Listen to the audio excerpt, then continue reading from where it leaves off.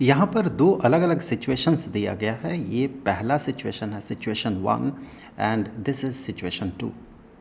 Question है JEE advanced 2015 से। तो सवाल में पहले गिवन सिचुएशन कुछ इस तरह का है कि दो सिचुएशंस है, पहला और दूसरा। दोनों में दो दो infinitely long static line charges है of constant positive line charge density, linear charge density positive lambda. तो यहाँ पर ये लेट से कि ये पहला लाइन चार्ज है, ये दूसरा लाइन चार्ज है, और दोनों में जो लीनियर चार्ज डेंसिटी है दैट इज़ पॉजिटिव लैम्डा, दोनों ही केस में। तो ये पहला केस है और सेकंड केस में भी वही चीज़ है, वही लीनियर चार्ज डिस्ट्रीब्यूशन, यहाँ पर पहला और ये दूसरा लीनियर चार्ज, और दोनों में सेम लीनियर चार्ज डेंसिटी, यहाँ पर भी ऑब्वियसली पॉजिटिव चार्ज यहाँ पर डिस्ट्रीब्यूटेड है। इन्हें पैरेलल रखा गया है, एक दूसरे के साथ पैरेलल। अब दो पॉइंट चार्जेस, पहले केस में एक पॉजिटिव क्यू चार्ज रखा गया ठीक इनके बीचों बीच एक positive charge plus Q charge यहाँ पर रखा गया, और सेकंड केस में क्या किया गया, यहाँ पर बीच में ठीक बीचों बीच यहाँ पर नेगेटिव क्यू चार्ज रखा गया, और ये कहा गया कि ये चार्जेस जो है they are confined to move in along the X axis, मतलब इसी लाइन में ये मूव कर सकता है, ये कन्फाइंड है, इसी लाइन में ये मूव कर सकता है। अब पॉइंट चार्जेस को थोड़ा सा स्मॉल डिस्प्लेसमेंट, थोड़ा सा डिस्प्लेसमेंट प्रोवाइड किया गया। ये इक्विलिब्रियम पोजीशन होगा ऑब्वियसली, ये लीनियर चार्ज इस पे जो फोर्स लगाएगा, ये लीनियर चार्ज ठीक उसके अपोजिट डायरेक्शन में उतना ही फोर्स लगाएगा, कॉमन सेंस है, बिल्कुल बीचों बीच है। यहाँ पर भी वही होगा, जितना ये इसे अट्रैक्ट करेगा उतना ही ये भी इसे अट्रैक्ट करेगा अपने तरफ, तो दोनों बराबर फोर्सेस अपोजिट डायरेक्शन में, तो ये इक्विलिब्रियम पोजीशन है। अब इक्विलिब्रियम पोजीशन से इन्हें छोटा छोटा डिस्प्लेसमेंट दिया गया, जैसे कि कहे यहाँ पर इसे थोड़ा सा डिस्प्लेस किया गया, यहाँ डिस्प्लेस किया गया इसे, और इसे भी थोड़ा सा डिस्प्लेस किया गया, इतना सा डिस्प्लेस किया गया। हमें ये पता लगाना है कि फॉलोइंग स्टेटमेंट्स में से कौन कौन सही है। तो स्टेटमेंट्स जो है वो आपको यहाँ पर दिखेगा। कहा गया कि दोनों charges execute simple harmonic motion, क्या ये सही है? या फिर both charges will continue moving in the direction of their displacement, मतलब जिधर उसे धकेला गया उसी डायरेक्शन में वो मूव करता चला जाएगा, क्या ये सही है? अब ऑप्शन सी कहता है charge positive Q executes simple harmonic motion while charge negative Q continues moving in the direction of displacement, मतलब पॉजिटिव चार्ज तो सिंपल हार्मोनिक मोशन एग्जीक्यूट करेगा, लेकिन नेगेटिव चार्ज जो है जिस डायरेक्शन में धकेला गया उसी डायरेक्शन में वो मूव करता चला जाएगा। ठीक उसका उल्टा ऑप्शन डी है कि negative q charge simple harmonic motion execute करेगा और पॉजिटिव क्यू चार्ज जो है जिस डायरेक्शन में डिस्प्लेस किया गया उसी डायरेक्शन में मूव करता हुआ चला जाएगा। चलिए सिचुएशन देख लेते हैं। तो जैसे कि हमें पता है कि लीनियर चार्ज डेंसिटी से r डिस्टेंस दूर जो इलेक्ट्रिक फील्ड बनता है वो इलेक्ट्रिक फील्ड r का फंक्शन होता है। किस तरह का फंक्शन होता है? 1/4 pi epsilon not into twice of lambda divided by r, मतलब यहाँ से r डिस्टेंस दूर, लेट से मैं इसे फ़िलहाल तो मिटा देता हूँ और एक बार फिर से मैं इसे ड्रॉ करता हूँ। लेट से कि वो चार्ज पार्टिकल अभी यहाँ पर है, तो फिर ये linear due to this linear charge यहाँ पर जो इलेक्ट्रिक फील्ड बनेगा that will be the function of this distance, इस डिस्टेंस का वो फंक्शन होगा। Let us say that distance is r, तो यहाँ पर बना electric field obviously positive charge है तो इलेक्ट्रिक फील्ड उससे दूर होगा due to this linear charge. तो इलेक्ट्रिक फील्ड जो है ये इस इक्वेशन से या इस एक्सप्रेशन से वो गाइडेड होता है। अब यहाँ पर देखें दोनों में छोटा छोटा डिस्प्लेसमेंट अगर प्रोवाइड किया गया, छोटा सा डिस्प्लेसमेंट इसमें हमने प्रोवाइड किया। तो अब क्या होगा ये देखने वाली बात है कि अगर आप कॉमन सेंस भी लगाएं तो आप ये पाएंगे electric field hence force, electric field and hence force जो है ये डिस्टेंस पे इन्वर्सली प्रोपोर्शनल होता है। यानी कि डिस्टेंस जितना बढ़ता जाएगा इलेक्ट्रिक फील्ड उतना घटता जाएगा, हेंस फोर्स भी उतना घटता जाएगा। हम यहाँ पर कह सकते हैं कि Q चार्ज पे लगा हुआ फोर्स जो होगा due to this linear charge that will be equal to 1/4 pi epsilon naught into 2 lambda. ये तो इलेक्ट्रिक फील्ड हो गया, इसके साथ इस चार्ज को मल्टीप्लाई कर दे, जिस चार्ज को रखा गया जिस पे फोर्स अप्लाई हो रहा है। Hence force is inversely proportional to the distance from this linear charge. अब यहाँ पर देखने वाली बात है कि डिस्टेंस बढ़ेगा तो फोर्स घटेगा। अब यहाँ पर ये इक्विलिब्रियम पोजीशन में था, मतलब ये पॉजिटिव लीनियर चार्ज इस बॉडी पे ऑब्वियसली इसे धकेलेगा क्योंकि ये भी पॉजिटिव चार्ज है। इसे जितना धकेल रहा था ये लीनियर चार्ज उसे अपोजिट डायरेक्शन में उतना ही धकेल रहा था। अब की बार केस क्या होगा, इसे जब हमने डिस्प्लेस कर दिया इसे थोड़ा सा डिस्टेंस, अब यहाँ से यहाँ का डिस्टेंस जो है इंक्रीज कर गया, डिस्टेंस बढ़ गया, जबकि यहाँ से यहाँ का डिस्टेंस जो है वो घट गया। हेंस ये वाला फोर्स, ये लीनियर चार्ज इस चार्ज पे, पॉइंट चार्ज पे जितना फोर्स अप्लाई करेगा उसका मैग्नीट्यूड घट जाएगा क्योंकि डिस्टेंस बढ़ गया। ये लीनियर चार्ज इस पे अब जो फोर्स अप्लाई करेगा उस फोर्स का मैग्नीट्यूड बढ़ जाएगा क्योंकि डिस्टेंस घट गया। तो नेट या फिर कहें रिजल्टेंट फोर्स इस पे मीन पोजीशन की तरफ लगेगा, यहाँ पर जो इक्विलिब्रियम पोजीशन था उसके तरफ लगेगा।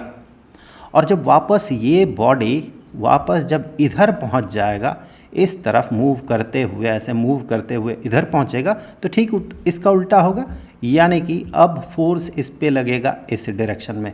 हेंस ये बॉडी ऐसे ऐसे ऐसे ऐसे ऐसे ऐसे इस तरह से ऑसिलेट करता रहेगा। तो क्या ये सिंपल हार्मोनिक मोशन होगा? सिंपल हार्मोनिक मोशन होगा या नहीं ये तो कैलकुलेशन की बात है, क्योंकि सिंपल हार्मोनिक मोशन के लिए जो अप्लाइड फोर्स है, जो बॉडी पे फोर्स लगता है, that should be equal to negative kx। x यहाँ पर डिस्प्लेसमेंट है, जैसे यहाँ पर ये x हो गया, ये डिस्प्लेसमेंट है, मेन पोजीशन से इतना डिस्प्लेस किया गया वो x है, और k एक कांस्टेंट है।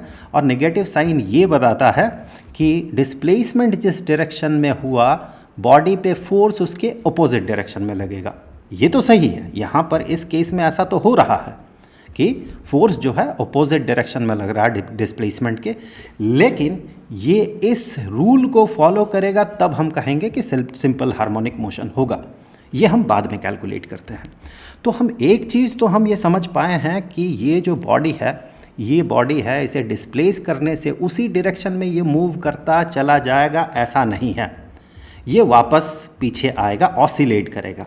भले सिंपल हार्मोनिक मोशन है या नहीं वो हम अभी तक नहीं समझ पाए हैं। तो देखिए both charges execute simple harmonic motion. चलिए ये तो अभी तक हमने देखा नहीं, दूसरे चार्ज को नेगेटिव चार्ज का क्या होगा वो हमने देखा नहीं।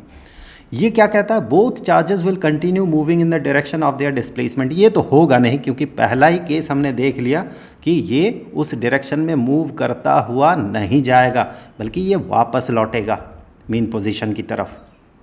खैर, अब एक बार इसे भी देख लेते हैं, इसके साथ क्या होगा, इस चार्ज के साथ क्या होगा। अब यहाँ पर ये नेगेटिव चार्ज है तो इस पर अट्रैक्टिव फोर्स लगाएगा, दोनों लीनियर चार्जेस जो है वो अट्रैक्टिव फोर्स लगाएगा, इस पर अट्रैक्ट करेगा। अब यहाँ पर अगर इस लीनियर चार्ज के कारण इस पे फोर्स देखा जाए, चलिए पहले मीन पोजीशन में फोर्स देख लेते हैं। ये लीनियर चार्ज मीन पोजीशन में सिचुएटेड नेगेटिव चार्ज को अपने तरफ खींचेगा, और ये वाला लीनियर चार्ज भी इस बॉडी को, नेगेटिव चार्ज को अपने तरफ खींचेगा विद द सेम मैग्नीट्यूड, क्योंकि यहाँ पर ये जो डिस्टेंस है और ये जो डिस्टेंस है ये दोनों सेम है और दोनों में लीनियर चार्ज डेंसिटी सेम है। हेंस दोनों में फोर्स जो है बराबर लगेगा, लेकिन डायरेक्शन देखिए अपोजिट लग रहा है, इसीलिए ये इक्विलिब्रियम पोजीशन है। लेकिन जैसे इसे थोड़ा सा डिस्प्लेस किया गया एक्स एक्सिस के अलॉन्ग, पॉजिटिव एक्स एक्सिस के अलॉन्ग, लेट अस से x डिस्टेंस इसे डिस्प्लेस किया गया, तो फिर अब की बार ये लीनियर चार्ज इसे जो अट्रैक्ट करेगा उसका मैग्नीट्यूड घट जाएगा क्योंकि डिस्टेंस बढ़ गया। और ये लीनियर चार्ज इसे जो अट्रैक्ट करेगा उसका मैग्नीट्यूड बढ़ जाएगा। हेंस द नेट फोर्स, इस पे नेट फोर्स उसी डायरेक्शन में बनेगा जिस डायरेक्शन में इसे डिस्प्लेस किया गया। मतलब ये ऑसिलेट तो नहीं करेगा, इसे आप जितना दूर ले जाएंगे, जितना दूर जाते जाएगा रिजल्टेंट फोर्स उतना बढ़ते जाएगा। जिस डायरेक्शन में इसे मूव किया गया उसी डायरेक्शन में रिजल्टेंट फोर्स बन रहा है। हेंस ये जो बॉडी है नेगेटिव क्यू चार्ज जो है उसी डायरेक्शन में चलता जाएगा जिस डायरेक्शन में इसे डिस्प्लेस किया गया। अब एक बार फिर से ऑप्शंस देख लेते हैं। Both charges execute simple harmonic motion, नहीं होगा। बोथ चार्जेस सिंपल हार्मोनिक, क्योंकि ये जो नेगेटिव चार्ज है ये सिंपल हार्मोनिक मोशन एग्जीक्यूट कर ही नहीं सकता है, क्योंकि ये ऑसिलेशन ही नहीं करेगा, तो सिंपल हार्मोनिक मोशन का तो सवाल ही नहीं पैदा होता। अब हमें देखना है दोनों में से एक। कहा गया है कि पहला सी केस में कहा गया है कि positive Q charge simple harmonic motion execute करेगा, negative q charge continues moving in the direction of displacement. ये पार्ट तो सही है, negative q charge continues moving in the direction of displacement, ये पार्ट सही है, लेकिन ये सिंपल हार्मोनिक मोशन है या नहीं ये चेक करने वाली बात है। और अगर ऑप्शन डी को देखें तो charge negative Q execute simple harmonic motion, नहीं ये नहीं हो सकता। तो ऐसा दिख तो रहा है कि ये तीनों गलत होगा तो ये सही होगा। फिर भी चलिए एक बार टेस्ट कर लेते हैं कि पॉजिटिव क्यू चार्ज कैसे सिंपल हार्मोनिक मोशन एग्जीक्यूट करेगा। सही तो होना ही है इस ऑप्शन को। सो पॉजिटिव क्यू चार्ज कैसे सिंपल हार्मोनिक मोशन एग्जीक्यूट करेगा, और नेगेटिव चार्ज वाला पार्ट तो हमने देख लिया कि charge negative Q continues moving in the direction of displacement, ये तो ठीक है। अब सिर्फ देखने वाली बात ये है कि ये सिंपल हार्मोनिक मोशन एग्जीक्यूट करेगा। वेल यहाँ पर हम क्या करते हैं, सबसे पहले तो पॉजिटिव एक्स डायरेक्शन को हमारे कन्वेंशन के हिसाब से पॉजिटिव मान लेते हैं। इसी डायरेक्शन के अलॉन्ग हम फोर्सेस को कैलकुलेट करेंगे। जैसे कि ये लीनियर चार्ज इसे अट्रैक्ट करेगा इस डायरेक्शन में, और ये लीनियर चार्ज जो है माफ़ कीजिएगा, ये लीनियर चार्ज जो है इसे रिपेल करेगा इस डायरेक्शन में रिपेल करेगा, और इसे हमने 1 नाम दिया है इस लीनियर चार्ज को, तो यहाँ पर फोर्स को हम नाम दे देते हैं F1, और ये लीनियर चार्ज इसे रिपेल करेगा विद द फोर्स F2। तो यहाँ पर F1 F2 को कैलकुलेट करें हम तो इस पे नेट फोर्स पता चलेगा। चलिए F1 is equal to 1/4 pi epsilon naught into 2 into linear charge density lambda, linear charge density of this one lambda, and divided by the distance. Well हमने डिस्प्लेस किया इसे, लेट अस से x distance हमने displace किया, और जो mean position था वो लीनियर चार्ज से कितना डिस्टेंस दूर था, लेट अस से कि ये L डिस्टेंस दूर था, या R डिस्टेंस कह देते हैं, R डिस्टेंस दूर था, मीन पोजीशन R डिस्टेंस दूर है। सो ये हो जाएगा डिस्टेंस हो जाएगा R + x। सो ये F1 हो गया। अब अगर F2 को कैलकुलेट करें, नेगेटिव साइन के साथ कैलकुलेट करें, क्योंकि डायरेक्शन, अगर आप डायरेक्शन को कंसीडर कर रहे हैं और साइन से अगर डायरेक्शन को कंसीडर करवाना चाहते हैं तो आप यहाँ पर सीधे नेगेटिव साइन लगा सकते हैं, वरना ये कॉमन से सेंस है, कॉमन सेंस से हमें समझ में आ रहा है कि नेट फोर्स इस डायरेक्शन में होगा। चलिए हम सिर्फ पहले मैग्नीट्यूड लिखते हैं, फिर अगर साइन इंक्लूड करना होगा तो बाद में इंक्लूड कर देंगे। सो यहाँ पर F2 जो है, F2 should be 1/4 pi epsilon naught into twice of lambda, यहाँ पर भी लीनियर चार्ज डेंसिटी लैम्डा है, डिवाइडेड बाय डिस्टेंस है r माइनस x। तो नेट फोर्स जो है F net along the positive direction of x axis अगर देखा जाए तो फिर हम F1 माइनस F2 कहेंगे, F1 माइनस F2। और अगर आपने यहीं पर साइन को इंक्लूड कर दिया था, यहीं पर इसे नेगेटिव मान रहे ये देख के कि ये जो फोर्स का डायरेक्शन है नेगेटिव एक्स एक्सिस के अलॉन्ग है, देन आपको नेट फोर्स में ये प्लस लिखना होता, क्योंकि आप यहाँ पर साइन को इंक्लूड कर रहे हैं पहले से। सो जैसी आपकी मर्ज़ी, जिस तरह से आप अप्रोच कर सकते हैं, लॉजिक समझ में आना चाहिए। सो नेट फोर्स जो है, नेट फोर्स अगर देखा जाए F1 माइनस F2 इस तरीके से करते हैं, F1 minus F2 and this should be along the positive direction of x axis. हम ये पहले ही मान रहे हैं पॉजिटिव डायरेक्शन में ऑफ एक्स एक्सिस के अलॉन्ग नेट फोर्स, इसीलिए हम F1 माइनस F2 के कह रहे हैं। अगर ये नेगेटिव एक्स एक्सिस के अलॉन्ग नेट फोर्स हम पता करते तो F2 माइनस F1 कहते। खैर चलिए, F1 माइनस F2, तो यहाँ पर हम कॉमन ले लेते हैं 1/4 पाई एप्सिलॉन नॉट, यहाँ से और यहाँ से कॉमन देखिए क्या क्या हो जाएगा, और 2 लैम्डा और फिर 1 divided by R plus X minus 1 divided by R minus X. तो अगर मैं इस पार्ट को कैलकुलेट करता हूँ पहले, चलिए एक ही बार में कैलकुलेट कर लेते हैं, अलग करने का मतलब नहीं बनता। So that should be equal to 1/4 pi epsilon naught, ज़्यादा तो लिखना है नहीं, और यहाँ पर डिनोमिनेटर में r plus X into R minus X, तो ये हो जाएगा r square minus X square, और न्यूमरेटर में हो जाएगा r माइनस एक्स और माइनस r प्लस एक्स। तो इस ब्रैकेट को अगर हम हटा देते हैं तो minus r minus x, minus r minus x. Okay, so जब हम कैलकुलेट करेंगे तो 1/4 पाई एप्सिलॉन नॉट 2 लैम्डा, और यहाँ पर आप ध्यान दें कि कहा गया है कि डिस्प्लेसमेंट इज़ वेरी स्मॉल, बहुत स्मॉल डिस्प्लेसमेंट दिया गया। क्वेश्चन एक बार देखें, if they are given a small displacement, बहुत छोटा सा डिस्प्लेसमेंट प्रोवाइड किया गया। तो बहुत छोटा सा डिस्प्लेसमेंट मतलब x का वैल्यू r के रेस्पेक्ट में बहुत कम है, x का value x is much less than r। तो ऐसे सिनेरियो में हम यहाँ पर इस पार्ट को एक्सक्लूड कर सकते हैं, एक बहुत बड़ा नंबर माइनस एक बहुत छोटा नंबर, तो इसे हम एक्सक्लूड कर सकते हैं। नंबर के जगह मुझे क्वांटिटी कहना चाहिए, because this is not a pure number, इसका एक यूनिट होगा, एक डायमेंशन है, लेंथ इसका डायमेंशन है। सो ये जो क्वांटिटी है बहुत छोटा है X square with respect to R square, तो एक्स स्क्वायर को हम एक्सक्लूड कर सकते हैं। सो इसे हम आर स्क्वायर कह सकते हैं डिनोमिनेटर को, और न्यूमरेटर हो जाएगा negative twice of x, negative twice of x, क्योंकि ये आर न्यूमरेटर में देखें आर और नेगेटिव आर कैंसिल हो जाएगा। देन वी विल हैव, यहाँ से देखिए 1/4 पाई एप्सिलॉन नॉट इंटू इस 2 को भी बाहर ले जाएं तो ये हो जाएगा 4 लैम्डा और डिवाइडेड बाय आर स्क्वायर, और यहाँ पर x मल्टीप्लाइड विथ x, और ये नेगेटिव साइन को मुझे यहाँ लिखना है तो पहले लिख देता हूँ।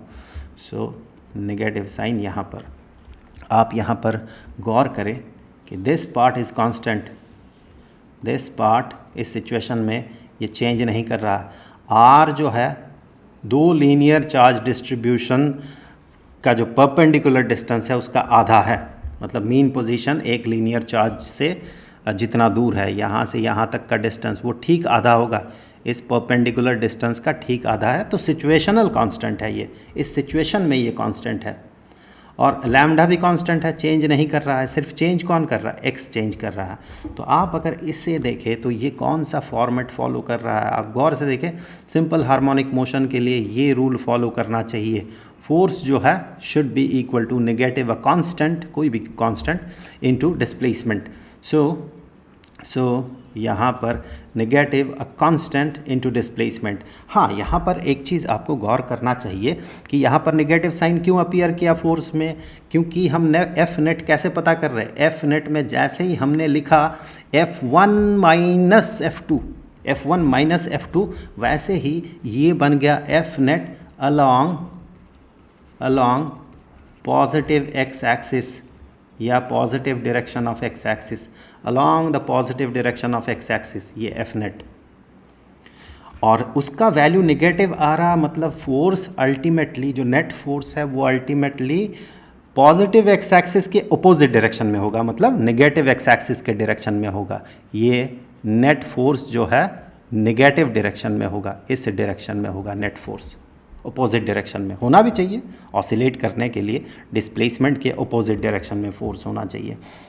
तो यहाँ पर ये क्लियरली दिख रहा है कि दैट फोर्स, नेट फोर्स इस बॉडी पे is proportional to X, negative K X, इस फॉर्मेट को वो फॉलो कर रहा है। सो दिस थिंग इसे आप के की तरह ट्रीट कर सकते हैं, F is equal to negative K X वाला के, ये के।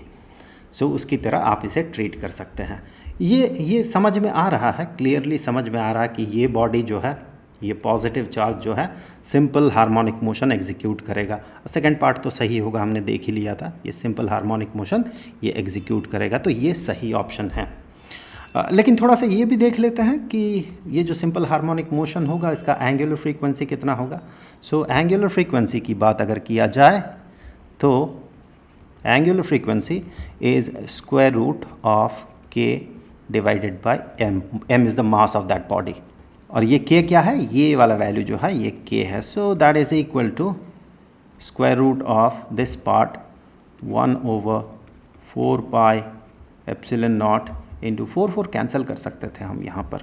अगर वैसा करते तो फिर हम इसे सीधे लिख देते lambda divided by pi epsilon naught R square into mass of that body, mass of that Q charge, positive Q charge.